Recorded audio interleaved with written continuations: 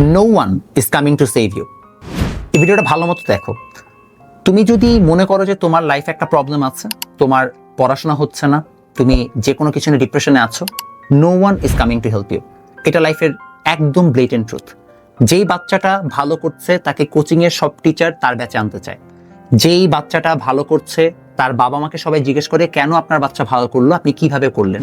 যে বাচ্চাটা ভালো করছে তাকে সবাই জিজ্ঞেস করে যে কিভাবে তুমি ভালো করছো। যে খারাপ আছে অ্যাটেনশনটা তার দরকার, তার হেল্প দরকার, তাকে আসলে সবার জিজ্ঞেস করা দরকার যে তোমাকে কিভাবে সাহায্য করতে পারি, বাট কেউ সেটা করবে না, নট ইভেন মি।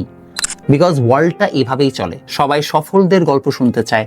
যেই বাচ্চাটা ঝরে যায় তার গল্প কেউ শুনতে চায় না, তাকে কেউ সাহায্যের হাত বাড়িয়ে দেয় না।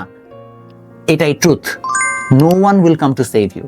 If anyone saves you, that is you yourself. যদি তুমি নিজেকে সাহায্য করো, যদি তুমি নিজেকে বোঝাও এবং নিজে এফোর্ট দাও, only then you can save yourself. Every single person. এবং তুমি যত বড় আরো বুঝবা যে প্রত্যেকটা মানুষের বন্ধুত্ব, সম্পর্ক সবকিছু ভ্যালু কন্ট্রিবিউশনের উপর ডিপেন্ডেন্ট। তুমি কাউকে কিছু ভ্যালু প্রোভাইড করতে পারবা, সে তোমার সাথে বন্ধুত্ব করবে।